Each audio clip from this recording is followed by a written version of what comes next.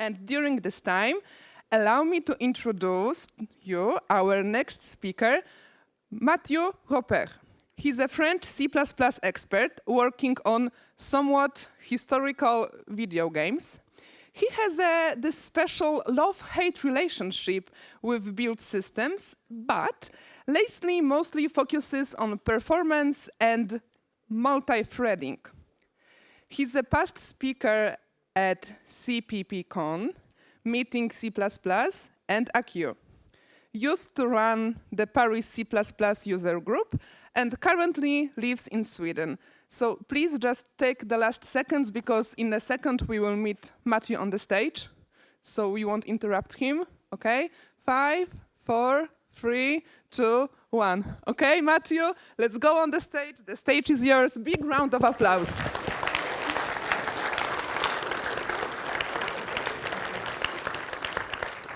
Thank you. Wow, this is a huge room. I know she just visited a bunch of conferences I used to be, but this is different. This is like, when I was a teenager, I was thinking of becoming a movie director. It didn't really pan out, but there I am in a movie room and people watching what I've done. It's not exactly the same thing, but still, it's funny how life goes sometimes. Anyway, anyone here ever had a bug?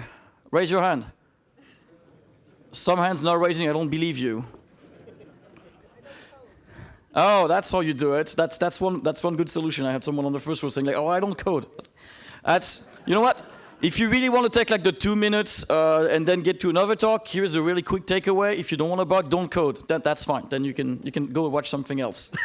There's a bug in this slide actually, because I edited it just before on my phone, and my phone is okay with that character, but this laptop isn't. So you know, testing is important, I guess. Anyone had ever had a bad bug? Oh, come on. Be honest. I see, you know, okay. Like a really hard to find bad bug. You know, like this thing that keeps you at night. People have been talking about it. You join a company, it's the legend of this bug. And you just, at some point, just close the Jira saying cannot repro, and you hope that someone else will stumble upon it once you're gone. Yeah, well, you're in the right place. My name is Mathieu, or Mathieu, depending how you like my accent. I'm a tech lead at Paradox Development Studio. I can skip all that stuff because you already heard all of it. You can reach me at those various things. I have never managed to keep the handle consistent between platforms. I just gave up. So what are we going to talk about today? We're going to talk about bugs, obviously, because that's usually why you want Code Sanitizers. Especially we're going to talk about things like crashes, memory leaks, and worse. I hope it was obvious from the abstract, because we're going to focus on like compiled languages, like a native code, basically. So if you do Java, I hope you can find something interesting in this talk, but this is mostly, like I work in C and C++. We're going to talk about undefined behavior quickly and as practical as we can, because I think there was actually a very good talk in this, maybe in this room actually, like 4 years ago about undefined behavior. I'm not going to try to repeat it, but I can try to make my own summary. And of course, since that's the point of the talk, we're going to talk about sanitizers and a bunch of other tools that are there for runtime analysis, and emphasis on the runtime analysis. There are ways to find bugs using static analysis. This is kind of out of the scope of this talk. We only have 45 minutes. Cool. So you probably have heard about undefined behavior. Can you raise your hand if you heard the word undefined behavior before? Okay, some of you read the standard, I guess.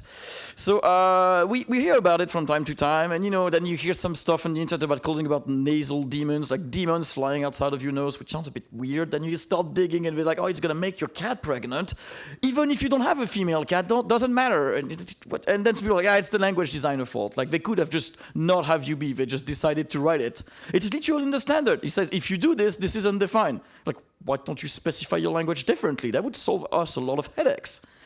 Sadly, this is not how that works. So I'm going to try to be a bit more practical about what it means. To me, my personal definition, don't take it as a language expert, but this is my definition, is like it's an unpredictable outcome. You don't know what's going to happen, and it's kind of pointless to predict what's going to happen. It's possibly reproducible, if you're lucky, but it also might not. And the important thing is that when you invoke undefined behavior in your program, you can do from no damage at all to just about as worst as it can. Like, you know, you can crash the shuttle, you can sell the bank, whatever. it's a hacker just locks everybody in, and then you have a ransomware to pay. Like, it can get very nasty, and maybe if you're lucky, just you never notice that you have one. So let's take a very simple example. That's very basic C code. Please don't do that in production. This is really old and ugly. Just someone takes a buffer as an argument, and you do a mem copy. And you're nice with the caller. You tell him, give me a buffer that's at least 16 bytes, or else you will have a problem. This is a really bad interface. I hope nobody does that anymore. But I mean, it's a kind of thing that I used to work on back in the days. And you know, as long as the caller fulfills the promise and gives you a buffer that is at least 16 bytes wide and you can write on it, then it's going to do exactly what it's supposed to do. It's going to take some data somewhere and copy 16 bytes in it, and then you're going to be golden. But of course, sometimes someone doesn't read the comments, or just the comments are out of date, or maybe there was no comment at the time they wrote it. Many things can happen. And then they give you a buffer that is like, let's say, 8 byte long, heap allocated 8 bytes. And the weird bit is that it's okay. I mean, it's not okay, but it's okay. Like, on my machine, at least it works. And maybe that's my definition of okay. It's on my machine, it works. But I think on most production, like Intel, like 64 bits, and probably ARM too, this will be just fine. Bad, but just fine. You won't actually be able to observe any issue. However, if someone does the exact same thing, and instead of doing like a memalloc, just does like a static alloc of on the stack with 8 bytes, it might just go from bad to really horrible. If you want a quick explanation of why, just so we see some code for the rest of this talk, there's this thing that actually in the first examples, you will get some padding in your malloc call, or new in this case, and you will actually not get 8 bytes in your allocation. You will get probably 16, which means even if you overwrite past the buffer you were supposed to be using, you're just going to write into padding data that nobody's supposed to access. And that's just going to be no harm, no foul. If you wonder why, you can start reading the standard, which I don't recommend for anybody unless you're really bored. But you know, if you look at the spec of malloc, it tells you it returns a pointer that is suitably aligned for any object with fundamental alignment, which is a really big mouthful and sends you on a rabbit hole into the CPP reference. And then you start digging, what's a fundamental alignment? And you start looking, okay, it's basically implementation defined, but also it's basically max align T. And then you start looking, okay, but what is max align T? Well, it's implementation defined, but it's the biggest simple type you have on your machine, which on a 64-bit machine is 16 bytes. If you were still on 32-bit architecture, it would probably be only 8 bytes. So again, previous code, I mean, as long as you run it on a 64-bit machine, I mean, you dodged one. Bad, but you dodged it. And again, that's the kind of concrete undefined behavior that is in your program and is going to lie dormant for a while. And you will never notice it, and you can pass all the tests in the world. Nobody will catch anything. It just works fine. Until somebody decides to backport your code on a 32-bit machine for some reason, or replaces or somebody tries to optimize your code and say, why are we doing a new here? We could absolutely stack alloc it, and that's going to be way simpler. We save one allocation, faster performance. And then boom. Or maybe not. Because in debug, if you remember how the stack works, the stack layout is going to look like that. You're going to have your buffer at the top, and then when you're going to call, actually, it's a reverse stack. I feel really bad. It's a stack, but just imagine it grows. We know if you've ever had a CS class, you know that the stack grows in the other way. But that's the idea, right? You'll have your buffer, and then following your buffer, you'll have the frame pointer, and then the return address. That's basically how it goes. So in the case of this code, the 8 extra bytes per byte will override the frame pointer, which is usually used by debuggers and crash reporters and things like that. So again, it might not even crash in your face. Like if you try to have a step breakpoint, you might realize that the local data is completely garbled. But if you hit F5 in your favorite IDE, it will probably continue running just fine. And then you switch to, it might blow in your face, but it might not.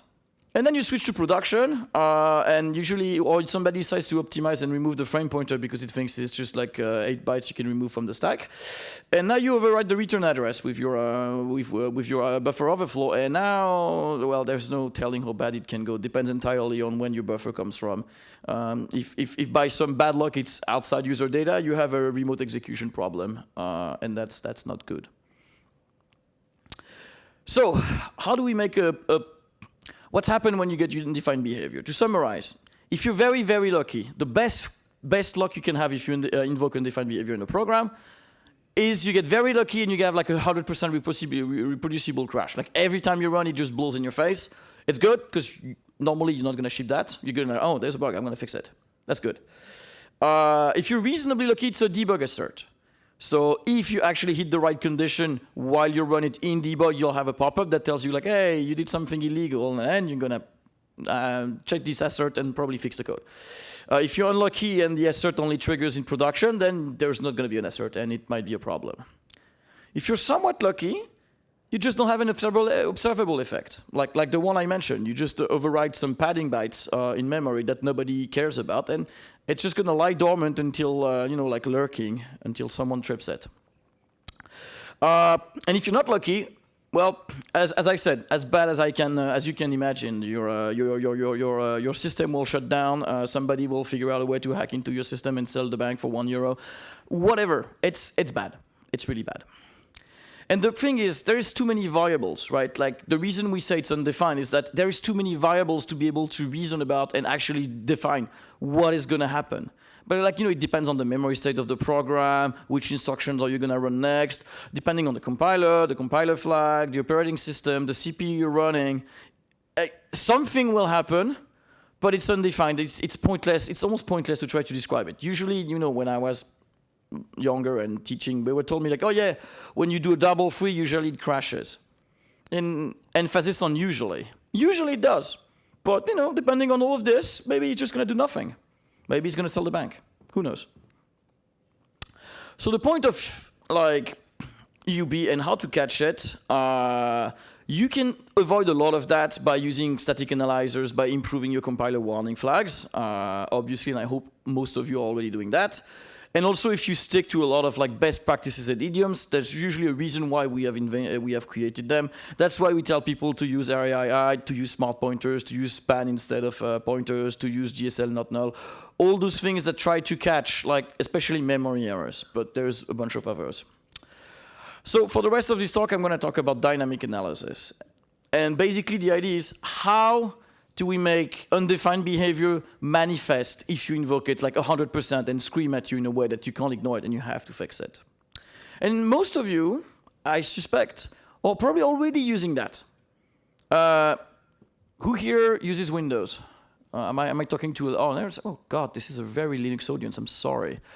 Well, okay, it's more common on Windows, but I have some stuff for people on Linux. Don't worry about it. Who here uses debug runtimes from time to time? If you're on Windows, it's kind of a given. If you're on other platforms, it's a bit rarer. Okay.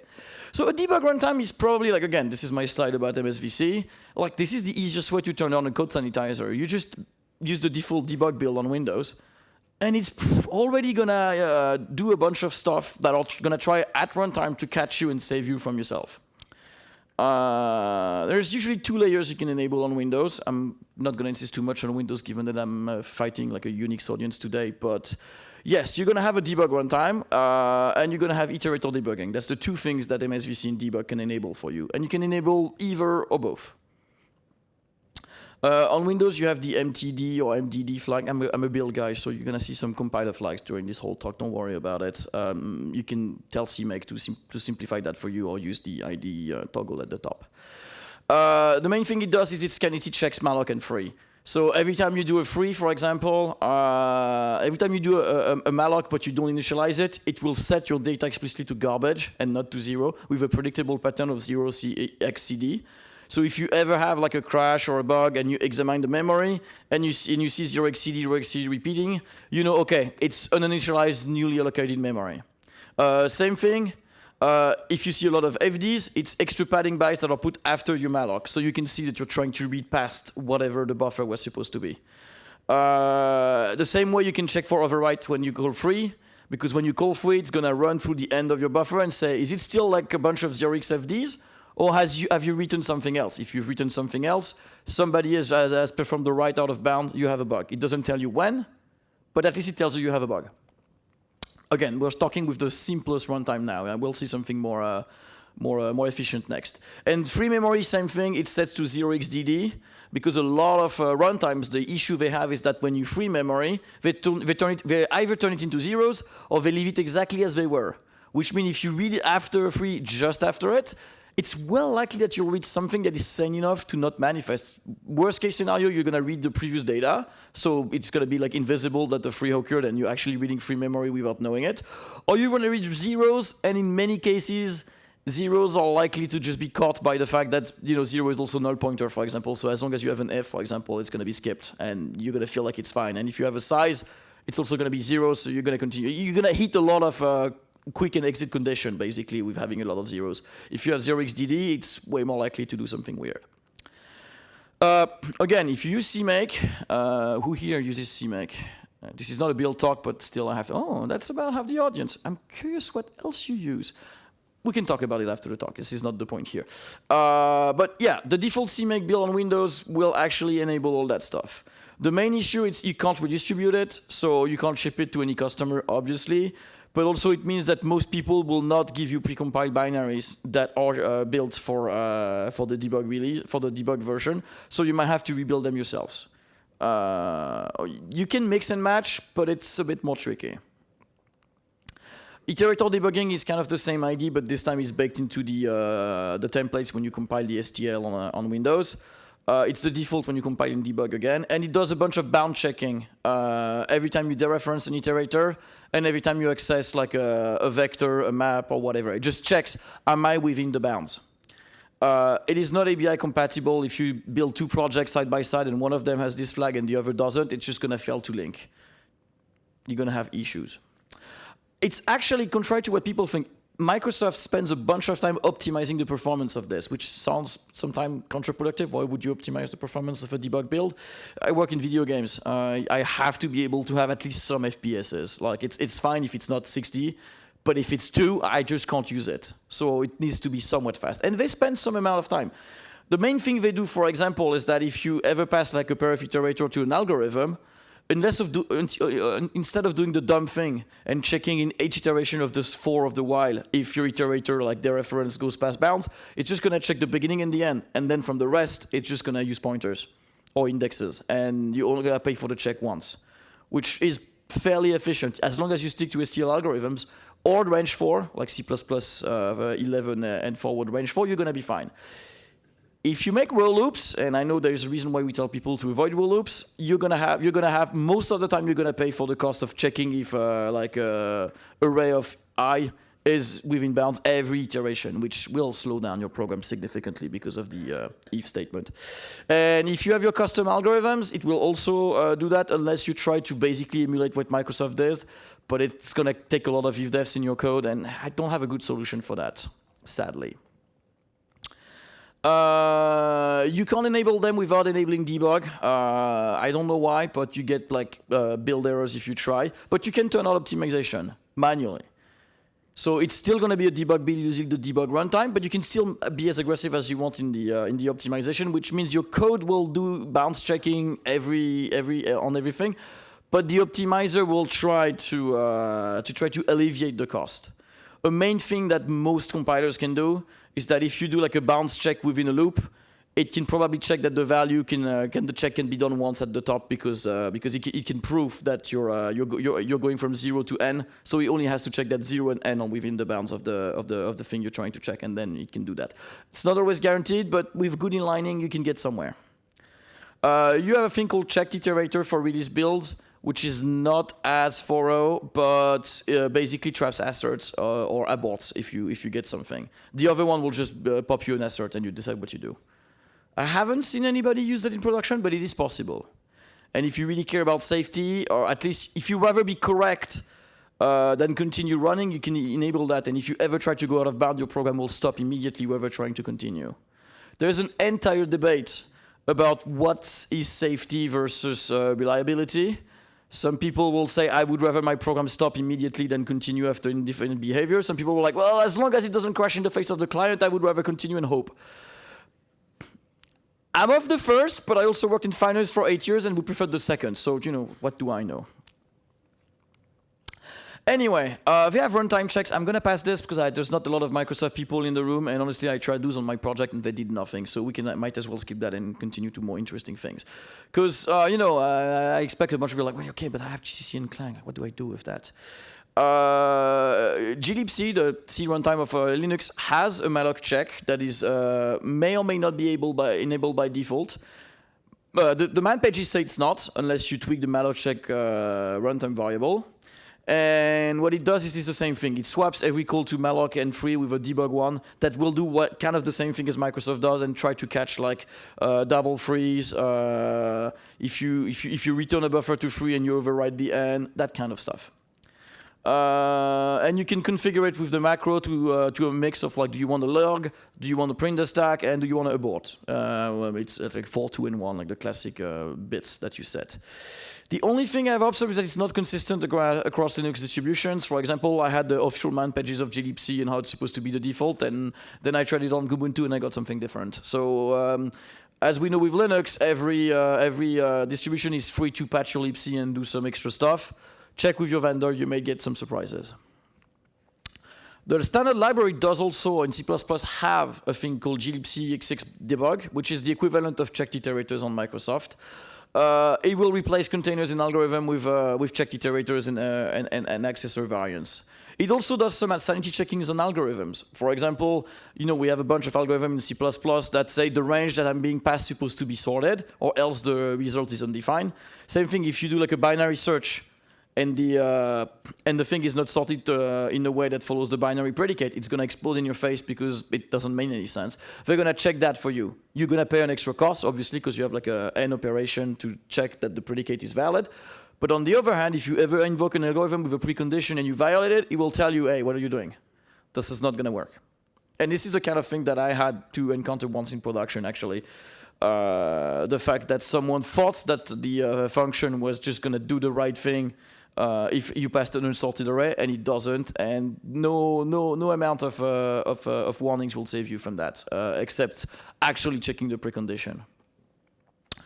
As everything else, it is not ABI compatible. There is an ABI talk later today from a Microsoft guy, actually, so feel free to go if you're interested. I'm not going to delve too long into this. Speaking of debug builds, because again, I'm a build guy, or I used to be a build guy. I keep hearing stuff about a lot of debug versus release. And a takeaway I want you to understand is that those 4 things, like optimization on and off, debug versus release runtime, extra asserts or sanity checks, and debug symbols, those are not the same thing. You can on most compilers, on most platforms, those are 4 different toggles that you can mix and match with just about any combination you want, and they all work. I know that most build system will try to simplify those to A and B, debug and not debug. This is a very heavy simplification. Hopefully there is a build engineer in your company that is paid to just make sure that those targets make sense, but know that you have options. And technically, I mean, just with those, it's, I'm bad at math, but it's like 4 factorial or something. You have options. You can mix and match a bunch. Okay, now let's look at some external tools. Who here has heard about Valgrind? Not bad, about half maybe? Okay, so Valgrind is an external memory debugger, which means you don't have to recompile your program or anything like that. You can just take your build and run it through this program. It will tweak it on the fly to try to catch issues. And again, since I have a Linux audience, great, because it doesn't work on Windows. But it works on just about anything else, including Solaris, if you somehow still stuck with that. And what it does is that at a cost, and not a small cost, it's 20 to 30% slower than if you didn't, it will instrument your code, and it will basically make sure that it will trap, sorry, I forgot that bit. But yeah, it will trap uninitialized reads, it will trap any free memory read, free memory write, and any out-of-bound read-write, and of course any double free. So I have an example here. I made a very silly program that basically is a main. It allocates on the first line, then it does free, then it does free, and then it returns. Obviously, that's a double free. You shouldn't free twice. And if you run it without compiling anything, without changing anything, just build your program and run it through Valgrind, you get this output immediately. So it tells me at first there was a bad free. I've called an invalid free. And why is it an invalid free? Well, because as it says before, this address has already been freed at this line, which is, as you can see, 1 line below, and this was allocated at this line. That's usually good enough context to trace back when did the normal thing happen, and when is the extra free happen? And that it's up to you to figure out, hey, why is it free twice? Obviously, the solution is don't use manual memory management if you can avoid it. But there are other cases, and even in more like complex cases, he will still tell you like, hey, this is the first time it was freed, this is the second time it was freed. This would be the same thing if you had a use after free. It would tell you this is where the access happens. The top one, the bad free, would be like, this is where you actually try to read it anyway, but it was already freed at this line, and it was allocated at this line. So that allows you to reason about your life cycle and say, I probably have a lifetime issue in my program. It also does leaks. Basically, I would say for free.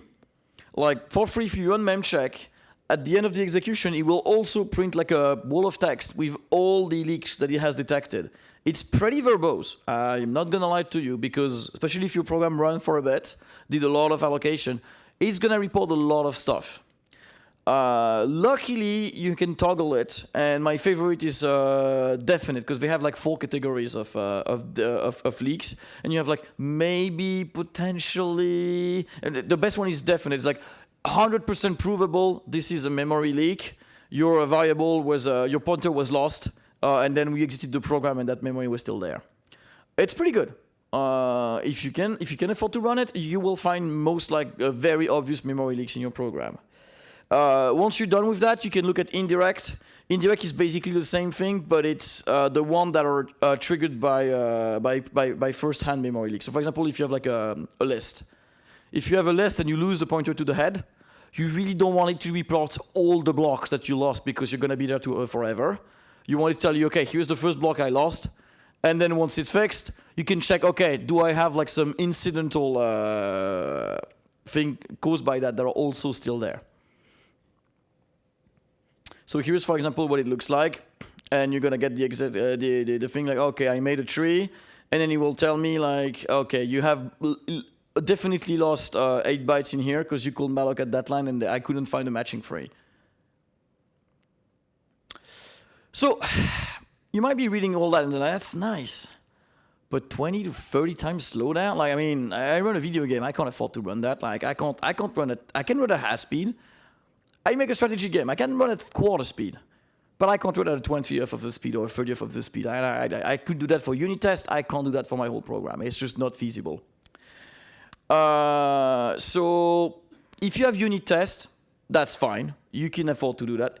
If you have like a short repro case, like you know that you load your program, you do a very simple, like maybe couple seconds operation, or you run with a certain command line argument, and it very immediately blows up or something goes wrong, then okay, maybe if instead of taking like 30 seconds, it takes 5 minutes and then you get a report, that might be acceptable. Go make a coffee in between or something.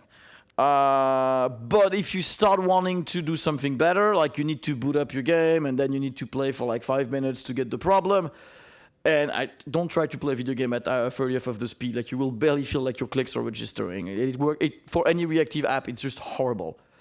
So you need something bigger. You need a heavier hardness. I work on war games. So, okay, so have you heard about AddressSanitizer? Oh, interesting. Good, perfect. This is the big takeaway I hope that you would learn today. So AddressSanitizer is a tool that was initially made by Google, I think internally. They published it for Clang, and then it was ported back to GCC and to Microsoft even. And it's used to be kind of a bit like experimental, but now it's pretty solid, and it works by default. Like, if you have a starting Microsoft MSVC 2019, you can just toggle the wizard magic clicky thing and just say, rebuild my program with AddressSanitizer.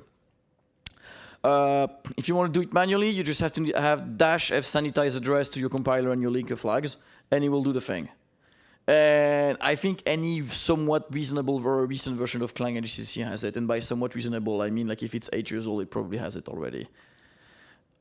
You need to recompile everything. That's the main problem, because if there is any bit of your project that does a malloc or a free and is not built through ASAN, it will trigger false positive, because ASAN doesn't know that this address is actually valid or invalid because it can't track it for you. The thing with Valgrind is that since it basically takes your binary over, including the third parties, and to patch your code on the fly, it can do that. But ASAN works differently. ASAN patches the code it compiles, so by definition, it cannot fix the code it has not compiled. On the plus side, it's only twice as slow. So that's a big trade-off. If you can pay the recompilation cost, and of course don't have to depend on third parties that you don't have the sources of, then you can run that. And it's pretty good. This is what I get, which is roughly the same thing I got from Valgrind, just with a different layout. So same thing, it's telling me you have a double free at this line. So same thing, it's main test.cpp at test.c at line 7, and then I did the original free was there, and the first alloc was there. Same output as Valgrind, same kind of thing. You have a read past the end, double free, whatever, and this is where you actually alloc the thing and possibly freed it since.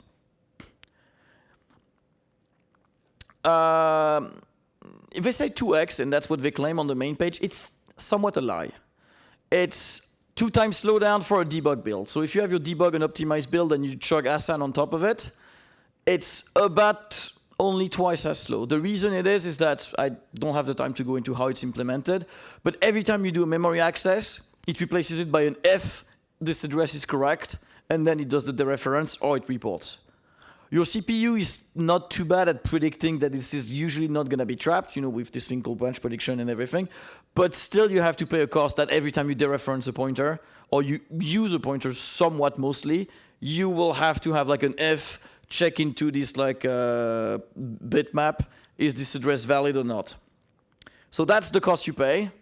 And you would think that if you try to turn optimization on, it would be better because it can optimize the if maybe, but it can't.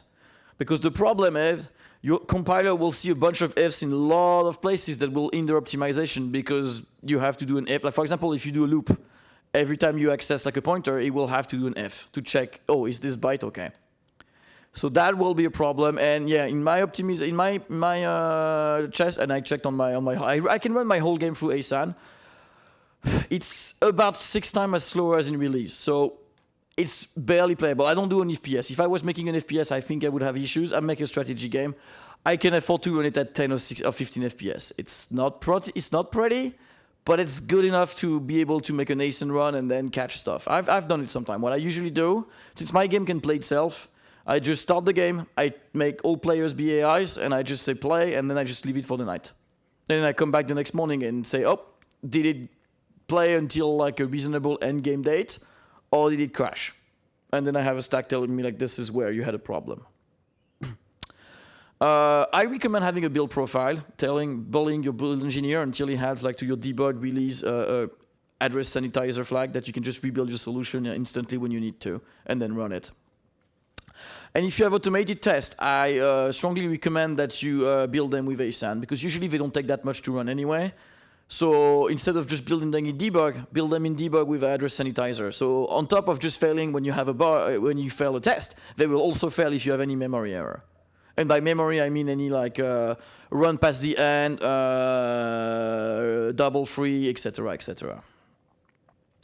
If you have a legacy project and you start ASAN for the first time, you will realize that it stopped at the first failure, and you will have like a tree hiding the forest issue. I had a colleague very, very recently who had a bug with some shader code. He tried to turn on ASAN, and ASAN trapped a bunch of bugs that were technically undefined behavior, but not actually the problem he was looking at because they had no actual incidents. And you will get a bunch of those at first. You will trap all the UB that is actually harmless. Bad, but harmless. Like reading, you might read like past the end, but you actually never use those bytes. Or you will read undefined value that are always zeros, so your code kind of works anyway. That kind of stuff. You should fix it, obviously. But at first, it's going to take some time to just get all those cleared out so you can see the actual forest. So my recommendation is start with one person. Don't try to put a team and say, you guys just ASAN the heck out of this game or this product. That's not going to work. Find one person, say, okay, I'm sorry, this is going to be your turn now. You're just going to run this, fix the first bug you find, rebuild, continue until at least it can run normally, like, I don't know, whatever your business case. In my case, it's the game boots and I can unpause it. In your product case, it's like how you can, whatever, if you have a menu, if you have a main loop, like make sure it can run a bit.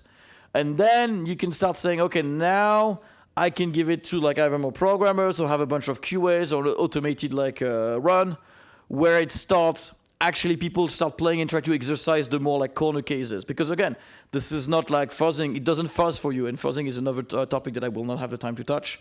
But basically, you will only trap the bugs in the code paths is your exercise. So once you have cleared out the main thing of the forest, then have people just play an ascent build or run an ascent build of your. I keep saying play, because video games. Have people run an ascent version of your app, bunch of QAs, and report every time they get a crash because they exercise like a least or more rarely used bits of your code. Also, same thing if you have multi-platforms, because some bugs only manifest on like say Windows or Linux or Mac or whatever.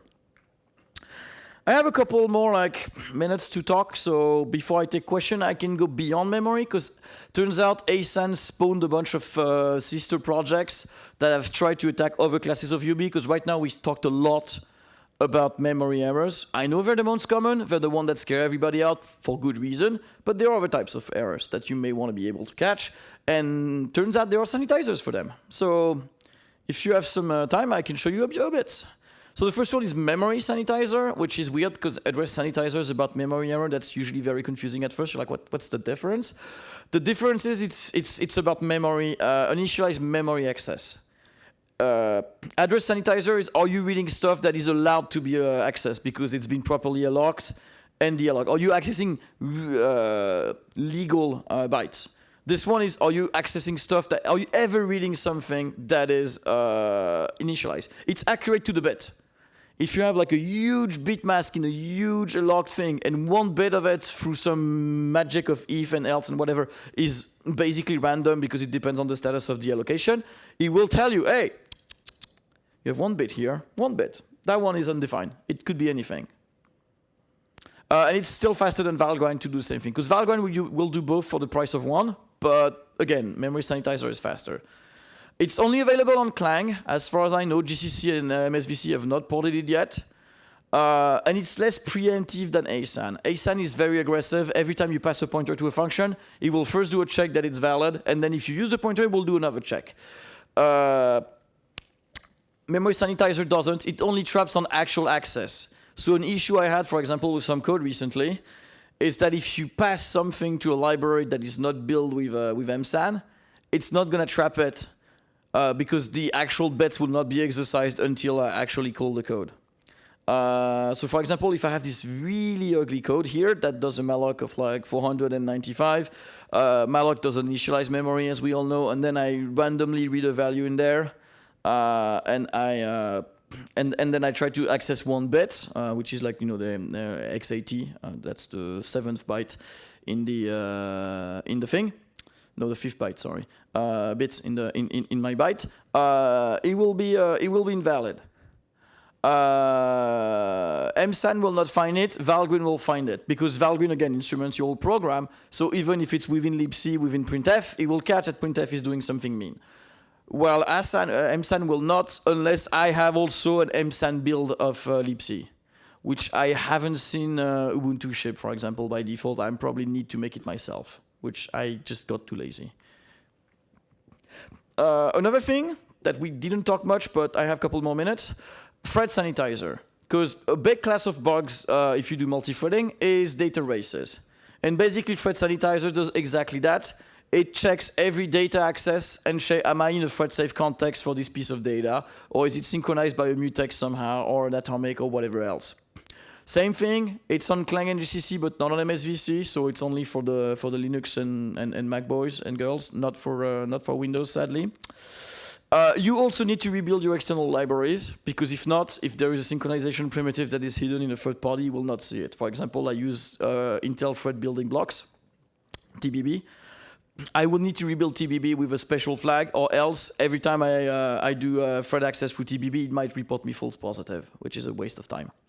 And same thing, you'll get something like that. You'll get like warning, you go to data raise.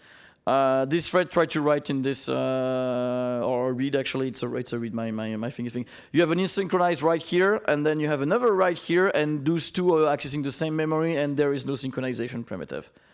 And then it will tell you, by the way, this is where your first thread was started, etc., etc. Do we have room for one more? Looking at the time, I don't think we do. But just so you know, there is a thing called UBSanitizer that checks for other classes of UBs. The main thing it does is stuff like integer wraparound and things like that. I will skip those slides for now.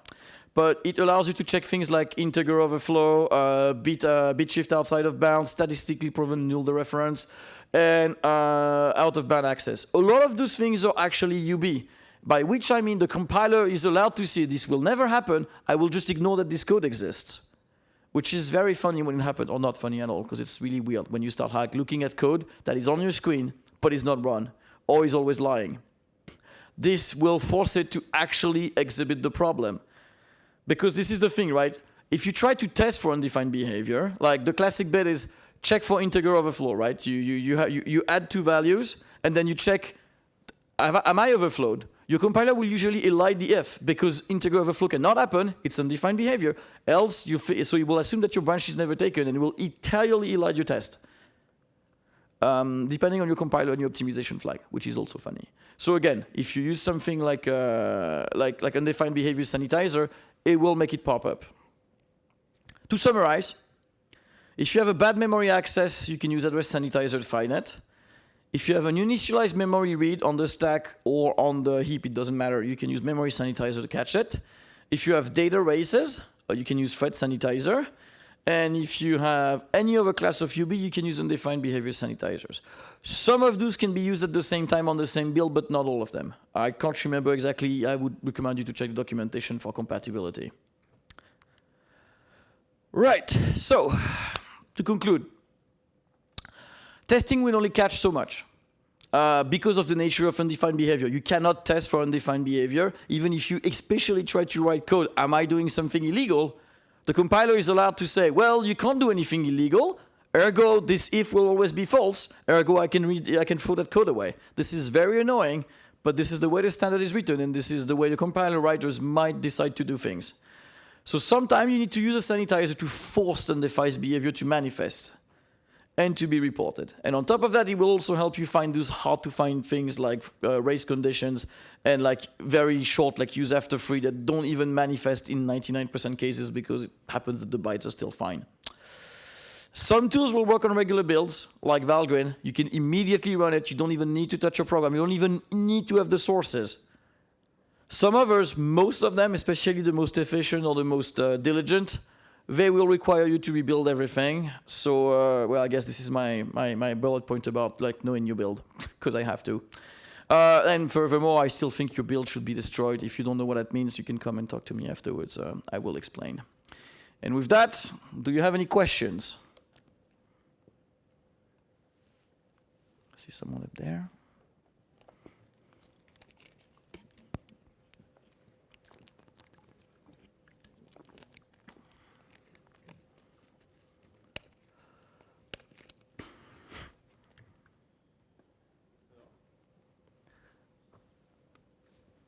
Can you hear? Yeah.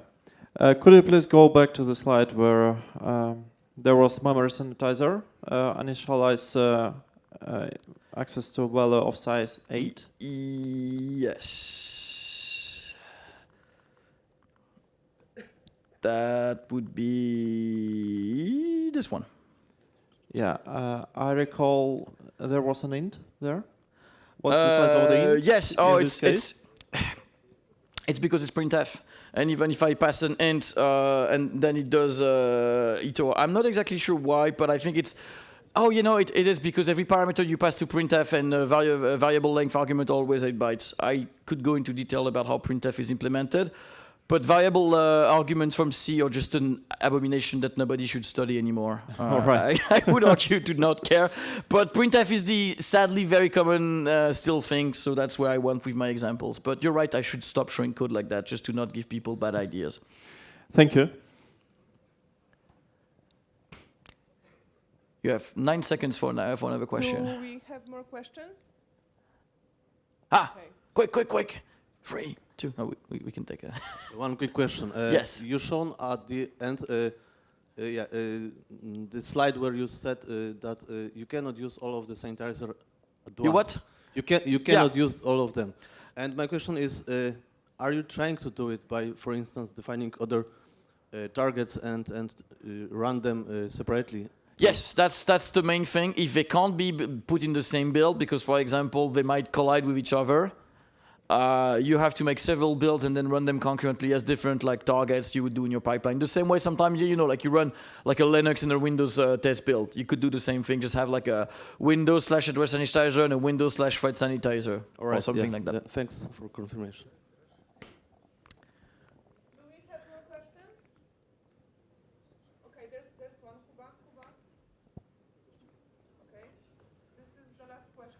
we are running out of time.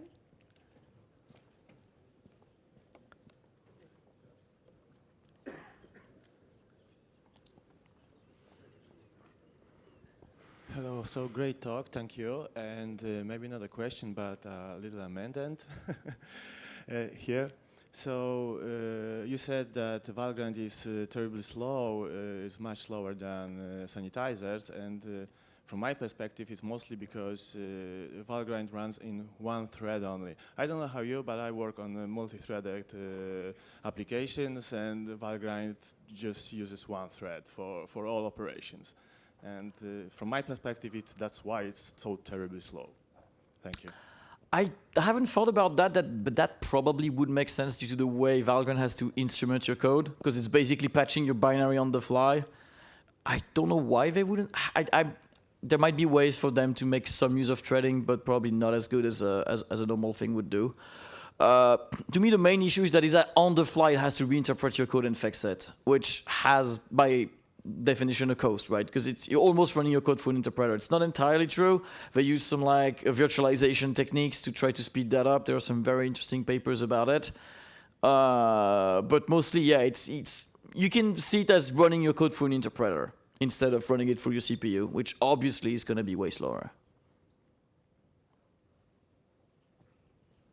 Okay, so thank you very much. Thank you.